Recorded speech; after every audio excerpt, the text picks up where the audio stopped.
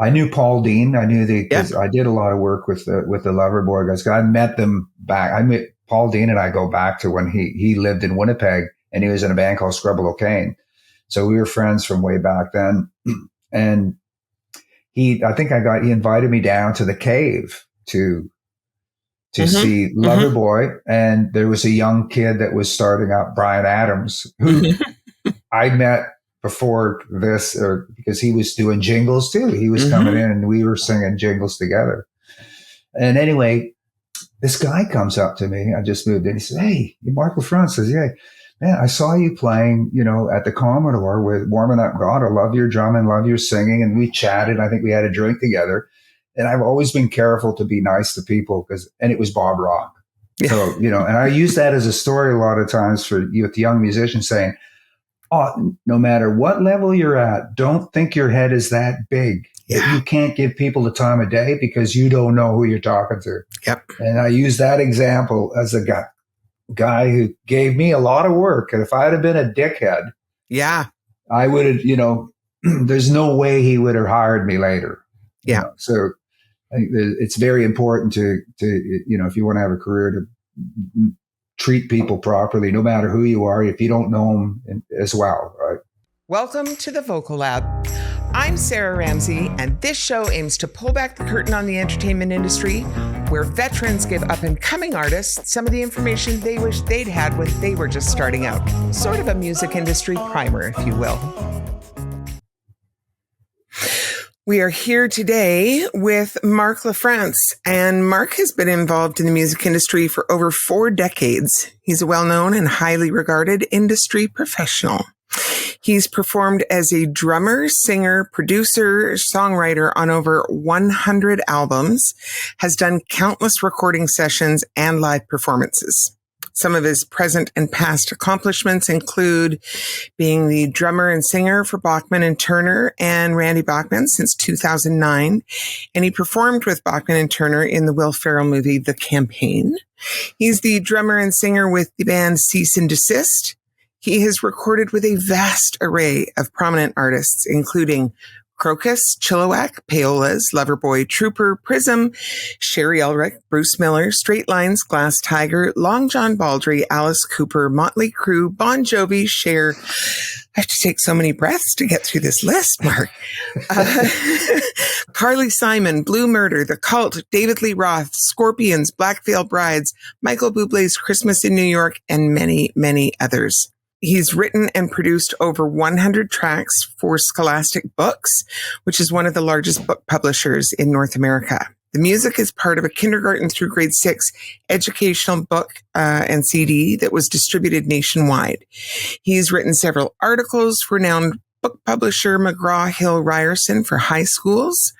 He's performed on several tracks for the internationally renowned Guitar Hero video game. He's the music supervisor and performer for the animation project Cackleberries.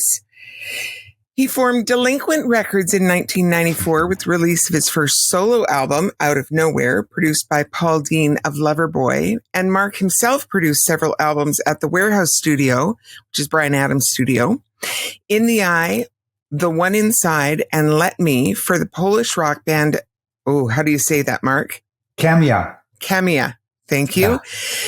In which 3 songs went to the #1 position on Polish radio. And he has served as a board member on a bunch of big music institutions, but we're going to get to those a little bit later, so I'll save that part. Ooh, Thank you for joining me today, Marc. I guess I better retire. I've just done too much stuff. You've been a busy man. Yeah, I kind of never stopped. I've never been I take time for vacation now and then, but, and I love spending time with my family, but I just love doing all aspects of the music biz. Yeah. I've never been shied away from trying anything because I think to be involved in this industry, you have to wear 5 gazillion hats if you're going to make a living at it. So isn't that the truth? Right? Yeah. I think in most creative pursuits, that can really be the case, that you just have to be willing to do a lot of different things. Yeah. And you can't be afraid to work. And I don't know. I just find no matter what project you get involved with, you just try and do the best you can and put in the hours to make it work. And lo and behold, you can have a career before you know it. Yeah. No kidding. Well, you and I have actually known each other since I was you know what? I've known you when you were in diapers. You can edit that out if you like. You're not the first guest to say that. That's the terrifying thing. I know. Little Mountain Sound was GGRP was just such that's how I kind of broke in. I moved to Vancouver in 1980 after being in Crowcuss and traveling across the country, and we had a #1 hit in Guatemala. Got a crate of bananas for royalties for that. But then I think I moved to Vancouver right around July of 1980. Yeah, and I had a meeting with Brian Gibson. I think it was Brian. There's two Brians, right? Yeah, Gibson and Griffiths. Brian Griffiths, and he got me in there like 2 days after I moved in there. I was singing doing sessions. So it was really quite a remarkable. And then, of course, the whole scene just exploded. So yeah, I'm in my recollection, I may be exaggerating, but to me, like, you were the guy. I think you were the high male voice on every record that ever got recorded in Little Mountain Sound. I did get the good fortune of, timing is everything. And I think my timing was just, it couldn't be better, but a little bit of luck there. Little timing, little luck. It all kind of works out, right? I also happen to remember coming to your house as a child. Your then wife would cut my mother's hair, and I would babysit your daughter. That's right. Danielle. Yeah. Yep. Yeah. That's something. So do you want to flesh out your story at all for our listeners who this might be their first introduction to you? Tell us a bit about your journey. I know we just touched on it briefly, but your journey and, how you got where you are today. Sure. It's basically I grew up in Winnipeg, which was a pretty amazing time for the music industry in Canada. Well, the world. I mean, I was like 9 years old, like so many people my age, saw the Beatles on Ed Sullivan, and it was like, whoa, all the girls were freaking out, and I went, I'm going to do that. That's the job. That's what I want to do. And I did. I never, from that day forth, I just set out, started banging on pots and pans and destroyed a bunch of my mother's pots and pans, of course. And then eventually there was a guy down the street, Jake Dabashaner, who is about 6 years older than me. And he was like the guy in the neighborhood that had drums, single guy. And we'd all hang out under his window and listen to him as he played the Beatle records. And I was lucky enough with another guy to actually be invited in to watch him play. And we became kind of friends. Yeah. And he started teaching me how to play drums. And him and another bass player had a band started. And they couldn't find a guitar player. So Jake, who was teaching me, who was the drummer, started playing guitar. And he said, listen, Mark, don't get any ideas. You're going to be the drummer till we can find a guitar player. Well, that never happened. And then there was another gentleman. There was like a band house where this guy had different bands he was playing with. And again, the kids in the neighborhood hung out in front of his house. And he would let me play on the drums of the different drummers that came in there. And then there was a point in time when he kind of stopped having bands there, but he took me and another guy downtown and he bought a set of drums. Because I come from a family, we had 7 kids in the family. There's no way my parents could afford to buy me drums. Yeah. So he ended up buying. It's not an inexpensive instrument. No, it's not. Yeah. So he bought these drums and he bought the other guy a guitar. He said, look, you learn how to play these.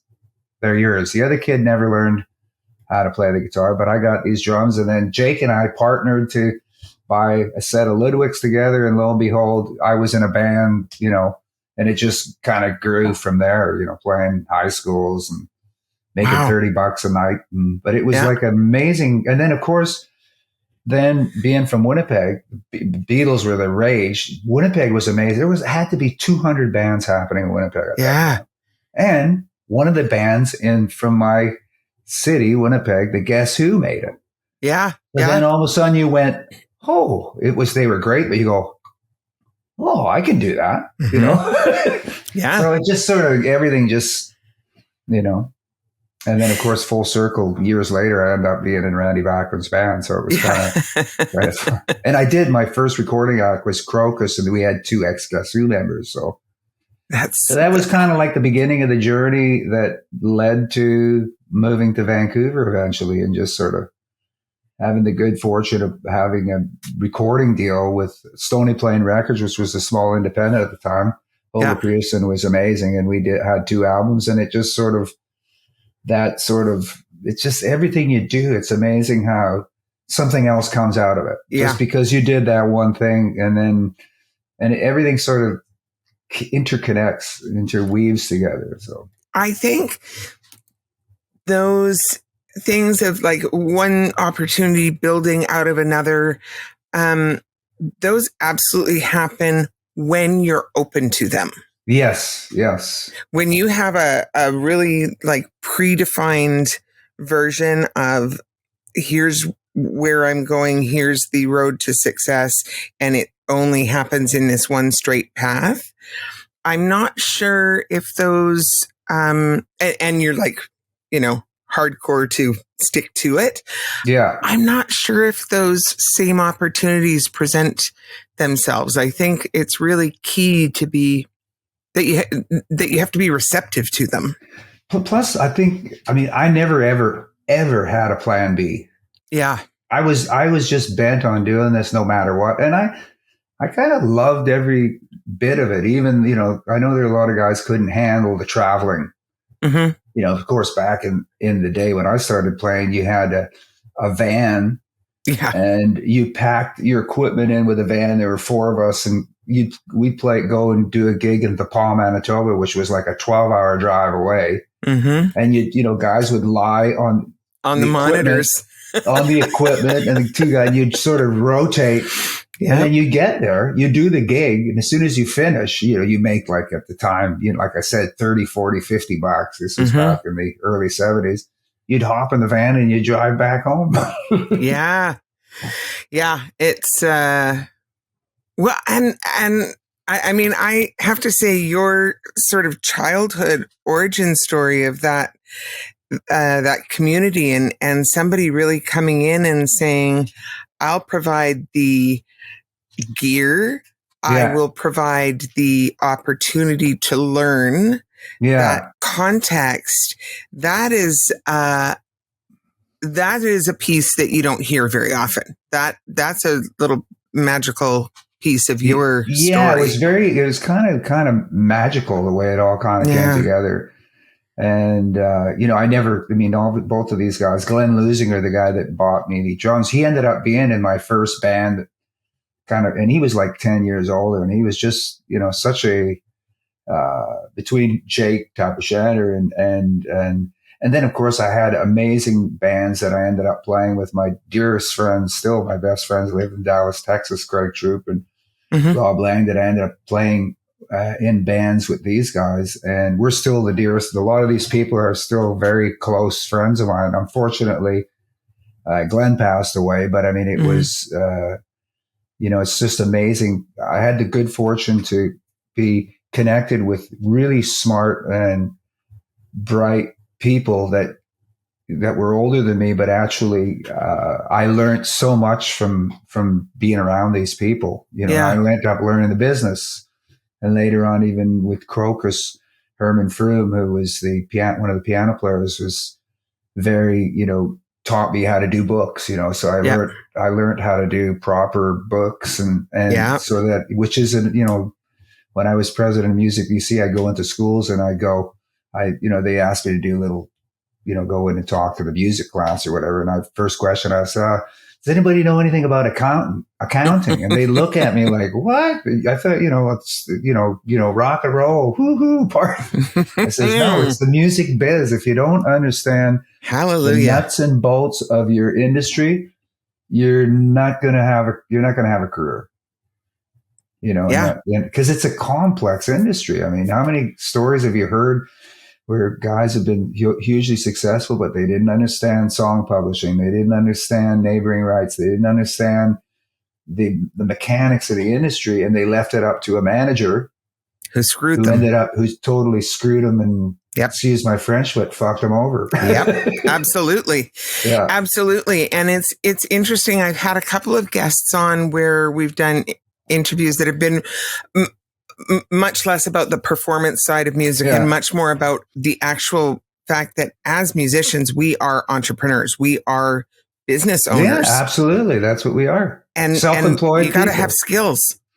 Yeah. And if you don't, you're going to, you have to have it's kind of like a puzzle. Yeah. All the little pieces. And if I kind of look at myself as a journeyman, because I was like, I still I just got off a road trip 2 days ago. I playing with an Eagles tribute band, which I've got to study all of, Don Henley's vocals and his drumming style and stuff. So you never stop learning. Yeah. Right? Yeah. And then, the week before or a couple of weeks before that, I was on a boat cruise playing with Roger Daltrey and, with Randy Bachman, with all these other. So you end up being at all these different levels. And then, a couple of weeks from now, I'll probably playing in a little shithole bar just to keep it in shape. Right. Yeah. That's awesome. I love that. And I appreciate that.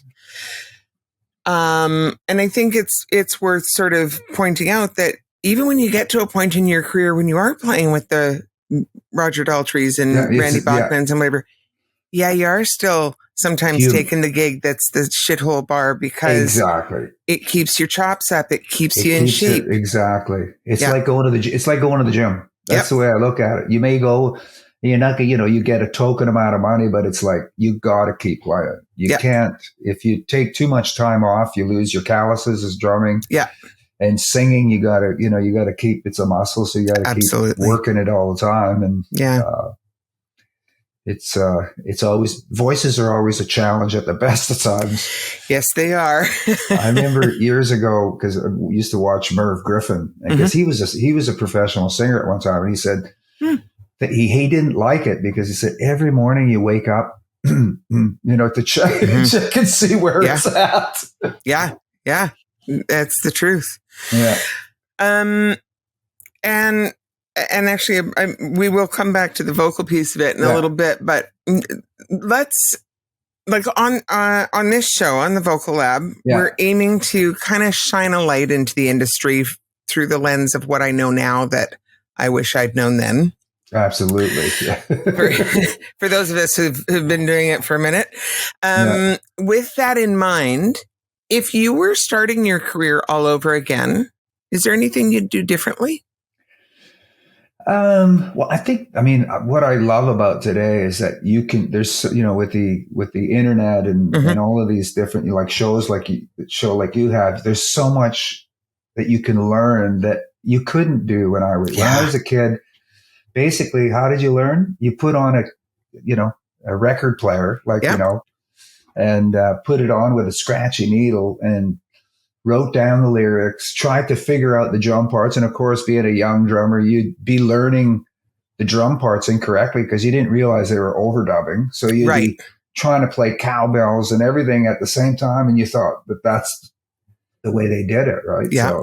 So definitely, the tools of today are at a definite advantage compared to when I started playing. They looked at me like I was a idiot you're not going to make money doing music because nobody was really making money back then. You basically did it for the love of it. Whether I don't know. It's sort of, you always have a path. So if I had the good fortune of having the tools that they have today, I would have used them obviously, but I don't know, when you look back, not a revisionist of, I guess. I sort of look at the path that I've taken, and yeah, I'm sure there's things that I would have loved to have changed, Yeah. Well, in personal life, for sure. Yeah. We won't get into that. No, but without necessarily getting into the details, it's worth acknowledging that it's hard on relationships. It's hard on relationships. Sure it is. Because your career does not exist in a vacuum. It absolutely impacts your relationships and your personal life, and vice versa. And it's tough to be doing what we do. Yeah. It's, some people think my wife, Dorota, she came to the Junos one time, and it's quite funny because she can't get over how musicians love to talk about, so what's the worst thing you can say to a musician? So what are you up to? Well, there you go. You got an hour. We love to talk about ourselves. And sometimes it could be, I don't know, whatever. I guess that's the way we self-promote. That's how we've gotten work. If nobody wants somebody who, oh, gee, I'm not that good. You're not going to get much work if you do that, right? Yeah. Yeah. It's funny, actually, when I started this show, and my husband was like super excited about it. And he was telling all our friends and family about it. And he brought it up at one point and he said, well, babe, like, tell them what you're doing. And I sort of, well, I'm going to start a little podcast. And I didn't super duper sell it. And he said, you have to get way better at like selling yourself at, making that, a thing. And it's exactly what you're talking about. It's the self-promotion aspect, and it's a real thing. And you have to be able to do it. But I mean, I know that, you have to be able to do it in a certain way that it doesn't come off like you're a narcissist. And in our industry, there's a lot of guys, people just start to believe their own press bullshit. Yeah. Yeah. Isn't that the truth? Yeah. So looking backwards, we spoke to what you might or might not do differently. Is there anything in particular that you would pull out that you would make sure to do the same? I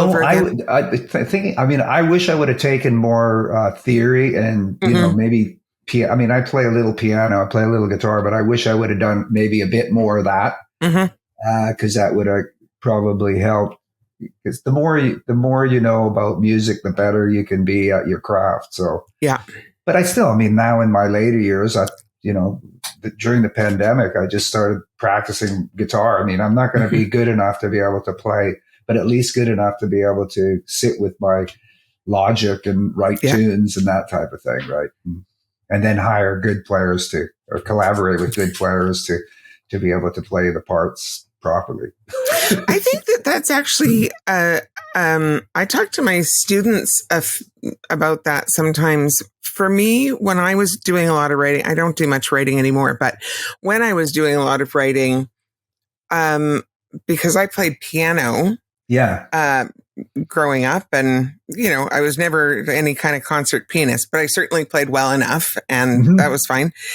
And then I got to a point where I felt like I was writing the same thing over and over again, And so I started playing guitar, and because I understood music, I could apply it into a new instrument relatively quickly. Like I didn't have to start music all over again. I just had to learn chord shapes under my hands, right? Yeah. But what it did is having a new instrument in my hands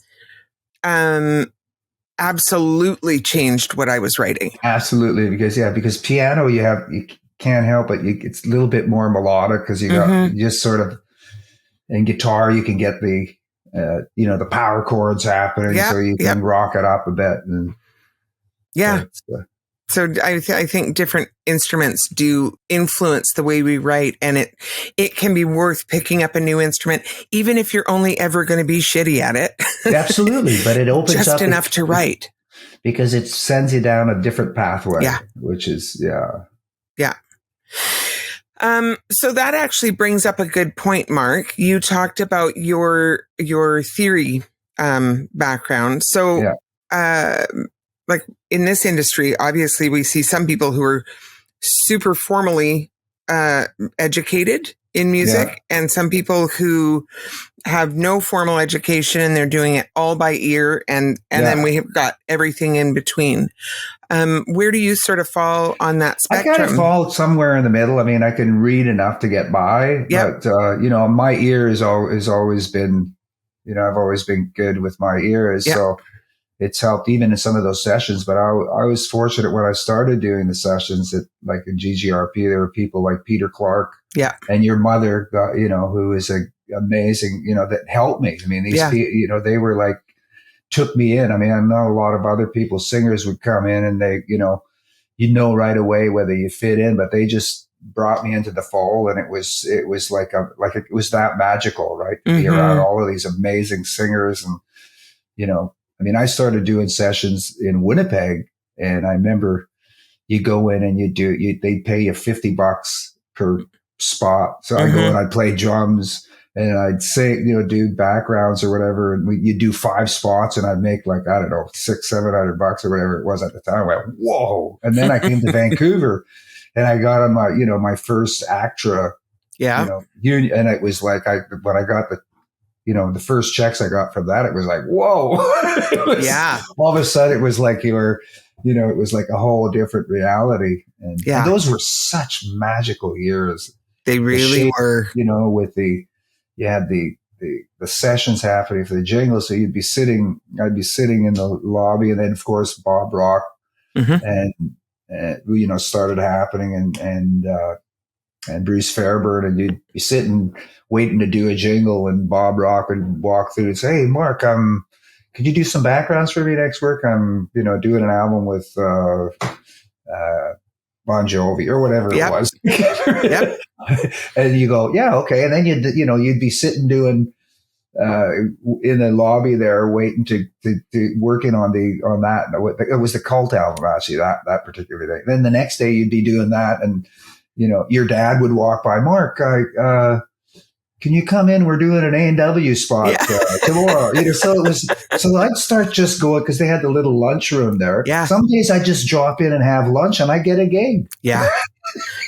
Well, there was, I mean, that really was that magical, like the advertising, like the production company upstairs, and then the recording studio downstairs. And when the recording studio, Little Mountain, when it started to branch out and actually be doing album work as well as the jingle work, it was just this match made in heaven. And it was happening at a time when there was so much music in advertising, which doesn't happen that way anymore.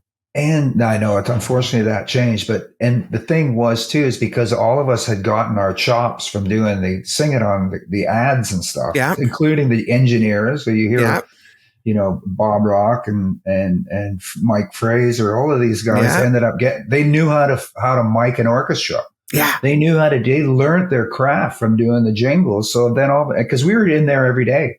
Yeah. So a lot of these bands would come in, the bigger bands, and they were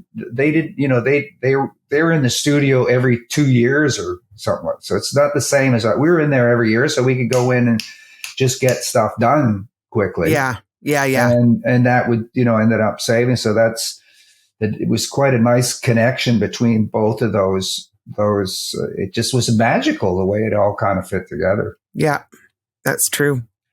I do have a funny story though. When I first moved to Vancouver, I knew Paul Dean. I knew because I did a lot of work with the Loverboy guys. I met them back. Paul Dean and I go back to when he lived in Winnipeg, and he was in a band called Scrubble O'Kane. So we were friends from way back then. And he invited me down to the Cave to see Loverboy. And there was a young kid that was starting up, Brian Adams, who I met before this, because he was doing jingles too. He was coming in and we were singing jingles together. And anyway, this guy comes up to me. I just moved in. He says, "Hey, Marc LaFrance." Says, "Yeah, man, I saw you playing, at the Commodore with Warming Up God. I love your drumming, love your singing." And we chatted. I think we had a drink together. And I've always been careful to be nice to people and it was Bob Rock. Yeah. So, and I use that as a story a lot of times for with young musicians saying, oh, no matter what level you're at, don't think your head is that big. Yeah. You can't give people the time of day because you don't know who you're talking to. Yep. And I use that example as a guy who gave me a lot of work. And if I'd have been a dickhead, yeah, I would have, there's no way he would have hired me later. Yeah. So I think it's very important to, if you want to have a career, to treat people properly, no matter who you are, if you don't know them as well. Right. Yeah. So. Yeah, absolutely. It's a business that is built on, well, I mean, like a lot of businesses, but I think that people don't necessarily perceive the music business to happen this way, but it's a business that's built on relationships. Yeah, absolutely.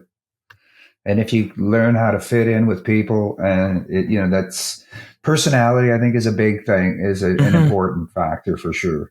Because, you're on the road with a band. Do you really want to be working with people that are, not nice? Yeah. You can't, we've all been there at times, and it's not a fun thing to be on, stuck with somebody who's, not a good person or. Yeah. Abrasive personalities are abrasive personalities.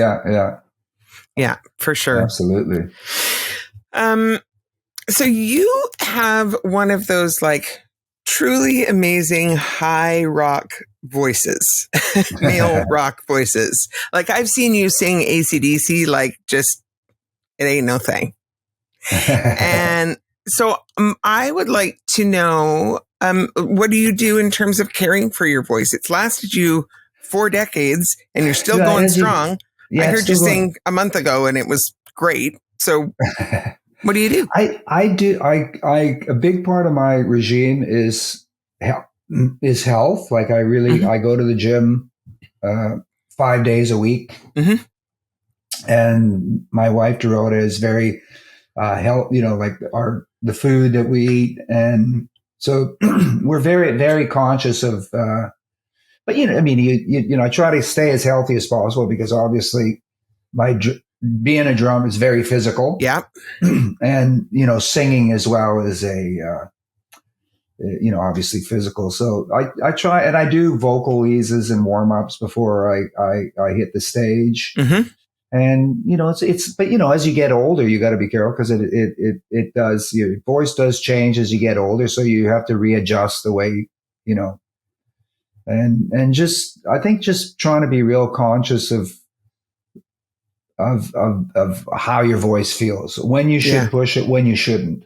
Yeah. Right.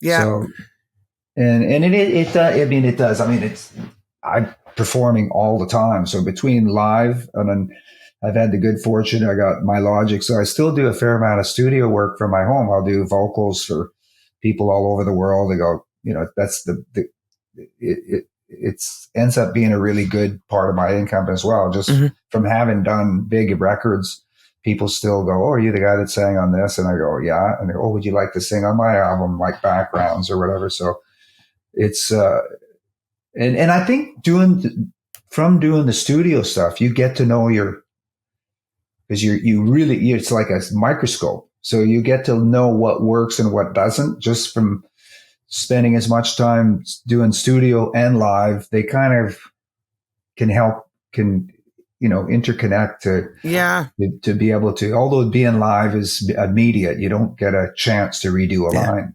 Yeah, that's true. That's true. But it is interesting the way the pandemic really shifted the landscape of studio work. There was already some of that, at home work happening, but it really shifted things. And I think a lot of that has stayed shifted where you will get sent stuff and you do it in your home studio and send it back. You send stems. Which the way. I think, I like it.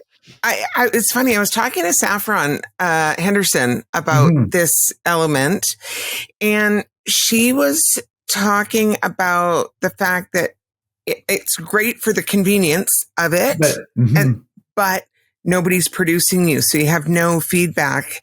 That's true. And so, although there are some great new programs. There's a program that I've been dabbling with called Session Wire. Somebody just told me about that, actually. Where you can actually, you can work with different people, because then it's very, and you can send them, you can work with them right in real time. Yep. So you can have somebody producing you. But there's also that, when you used to go to the studio, and I remember I love that part of it, the camaraderie and seeing people. Yeah. The community. The community. Because now it's just that part of it has kind of disappeared. And I don't know how some of these young artists are able to, I guess maybe because of the internet, and also because of the being able to communicate like we are right now. Yeah. And like with Session Wire, you could have a number up to quite, maybe 7 people working at the same time on this. So, but it's a very different thing, because I think, for people who do a lot of session work, whether that's voiceover, like spoken stuff, or whether it's singing stuff, those people that you would hang out with in the studio, that was your peer group. You learned from them. Those were your friends. That was and that all got taken away, and it became so isolated. Yes. That it had a big impact in a way that I didn't see until it was hindsight, Yeah. For me, when the pandemic happened, it was because I never gotten into recording at home, because I was always so busy. Yeah. Going to studios, going on the road. And it was one of these things that, I'll do that. You always put it off. One day. And then finally, after watching TV for a month, I went, okay, I got to do something. So that's when I started dabbling with Logic, and then I was doing sessions and recording stuff with other people, and I was writing tunes, and putting songs out on my label, just not for success, just because I enjoyed doing it. Yeah. And it kind of worked as an advertisement for me, because you're putting out stuff and people will hear it, and they'll go, if they like it, they'll go, oh, that guy, he's still doing stuff. So maybe he'll do something for me. So you end up getting work just because you recorded something. Right. And that's the good thing with the social media. I like using Facebook and, Instagram and the various social media to try and promote yourself still. I only use it for that reason. I try to keep my personal life out of it, and certainly don't do any politics. Oh, good Lord, no. Sitting there arguing with somebody you don't know that's halfway across the world about something you'll never agree on. It's like it's a total waste of time as far as I see it. Yeah. Some people just... it's like a feeding frenzy out there on this kind of thing. Yeah. Yeah. And what do you think? I mean, speaking to that, we've come through in the arc of your career, we've had the landscape change shape a lot. Oh yeah. But right? Yeah. So what do you think creates a career with longevity? I think you have to be a chameleon. You have to be able to change. Like, I mean, I've been I know it said you were talking earlier that it's 4 decades. Scarily, it's more than 4 decades now. I guess I better redo my bio, but I'm going to stay away from that, because then people go, this guy must be 80 years old or something. No, I think it just says more than 4 decades. Yeah. I think we'll leave it at that. But anyway, it's nebulous. You basically have to continue to reinvent yourself. Yeah. And I've just been fortunate because I've gotten gigs that have I've been working with Randy for about 14 years, and different stuff comes up. And if you have enough of a career, you can continue building upon it. And so different aspects of your career can keep. I mean, because there was a period of time when I was heavily involved in the politics of music. Like I was the president of Music BC. I was on the National Advisory Board for Factor. I was on the Musicians Union Board. and, you know, I lobbied for neighboring rights, all of these different things. And I learned a lot about the mechanics of the industry by, you know, I think I did that for 15, 20 years, or, and it, you know, it was a good thing to do, although it probably was a bit detrimental, because when I was doing the neighboring rights thing, I was in total disagreement with most of the record labels, because I was more pro the artist side and protecting the fact that, you know, you're a guy in the trenches singing, and record companies were trying to cross collateralize to get everything, so they'd pay you. And it wouldn't go through, let's, for instance, Actor Racks, where you get your royalties direct. And we fought really hard to prevent it from going through the record companies, because if it would have, we'd never see this money.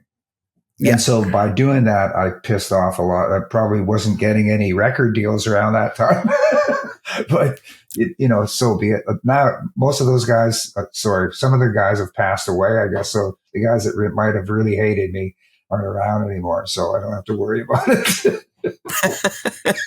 So time worked in your favor in the long run. Yeah. But you know, so you got to stick to your principles and what you believe in. Absolutely. Yeah. And now I have a question, and I'm asking you a question for which I only have a sliver of the information. Yeah. But I heard through the grapevine, so I very well could have this information wrong, is my point, that back in the day, in the Little Mountain days, that you managed to do a good job of like setting yourself up for the best long-term success in terms of negotiating deals where, I don't know if you got points on the record or if you got, but it, like in maybe a different way than other singers did. What I did is as much as possible, I insisted on it going through the musicians union.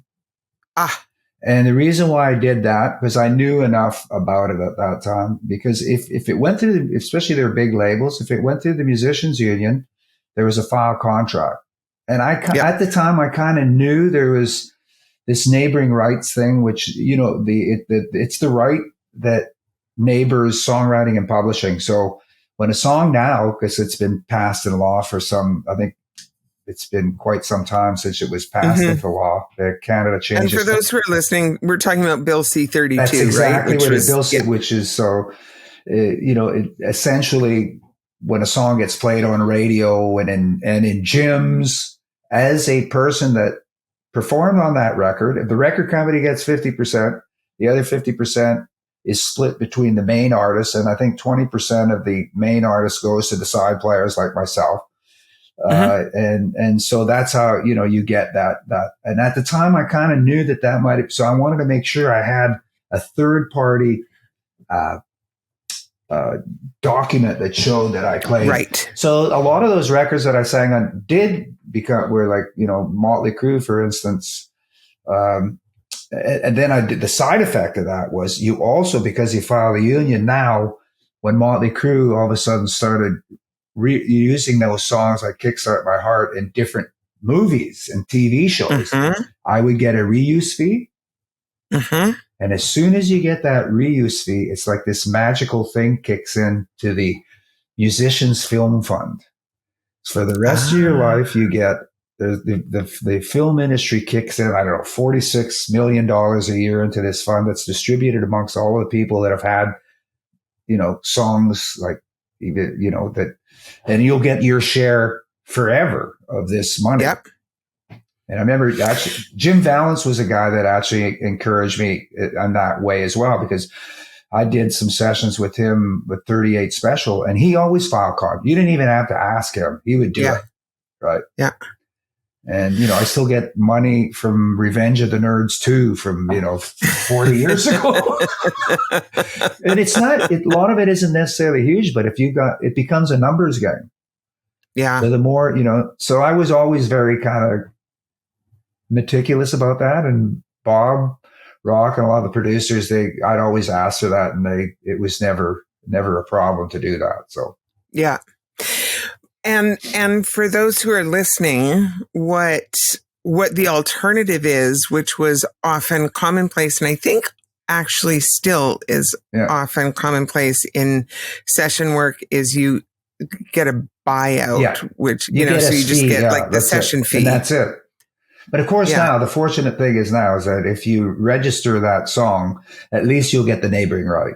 Because that doesn't matter. And, but to have that added benefit, especially when you're dealing with major labels, they have the money, but you know, and they're at the end of the day, the major label and the artist who you're working for, they're not going to be the ones that are paying you the money on this anyway.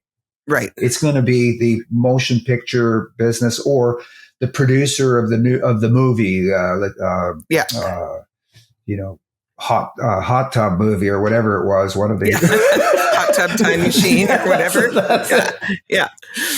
So, I mean, is that now what you say if you register the song now, you're talking about Actor Racks now? Yeah. Well, Actor Racks is for like, even if you do a session for anybody now, and even if it's not union, if you make sure that you do an invoice that shows you sang on it or whatever, you got to be able to prove that you sang on it. And, you know, they give you a credit. All you need is that credit on the record that said you sang on it. And, and then you just register with Actor Racks and you're fine with that. You'll get your performance royalties throughout the world, you know. Yeah. Depending how you set it up. And it's an important thing because, I mean, I learned that the hard way because I sang on sessions and I didn't do those things and then went to register those things on Actor Racks and they kind of don't take my word for it that I sang on it. But if you have the credit on the album, that's all you need. Right, but if it doesn't credit you specifically, some of these records that I sang on, you know, they had there was one band, I probably shouldn't say their name, but they, you know, be like I was singing. There's two other singers singing backgrounds in one side of Little Mountain Sound. Yeah. And then they were in the next studio posing around the microphone like they were singing the backgrounds. And all they gave us, but I had a union contract, so it wasn't a problem. I got still registered with the neighboring right and all the rest of it. But they give you extra special thanks. So they didn't even give you a credit for singing, but extra special thanks. Yeah. So because that was showbiz. They don't want to let anybody know that they didn't, you know, they didn't sing on it. It's like, well, you know, so the music industry can be a little bit like the circus or smoke and mirrors. Yeah. That is so true. Yeah. So true. I mean, I'm sure there's still some of that going on to some degree, you know. It's like you look at all of these, the movies, you know, nothing to take away from, you know, the Motley Crue biopic or the Queen or any of these. You watch them and they're great. They're good movies, but it's like, it looks like the band did everything. There was no producer. There's no engineer, no other, you know, it was them. They're sitting in the studio and they did it all. And we, you know, I've been in enough sessions to see that was never the case. You had a guy that knew what he was doing behind the board, kind of calling the shots and babysitting. Because that's what being a producer is a glorified babysitter. And I had Mike Fraser on here, and he was talking about the fact that as a producer, you really need to take some psychology courses because you're just managing. I love him. We've done a lot of work together, obviously, over the years, and actually used him as engineer with the Cameo album. We were in Sopot on the Baltic Sea recording an album with Cameo, Polish band here. Now, actually, Wojtek Balchum, who is the leader of the band, has become a real dear friend, and be seeing him soon when I go visit Poland in the next, in about 3 weeks. I'm going for a month. So nice. Nice. Yeah. Mike's a sweetheart. He's just amazing. Love him. One of the best engineers I've ever worked with. He's just, truly, and the nicest guy as well. But that's why he keeps working. Yeah. If he was a dickhead, you got it. You know, he knows how to. He took those psychology courses. Right. Thanks for joining us today. That was actually just part one of our interview. And I would love it if you come on back Thursday to catch part two. Can't wait to see you then.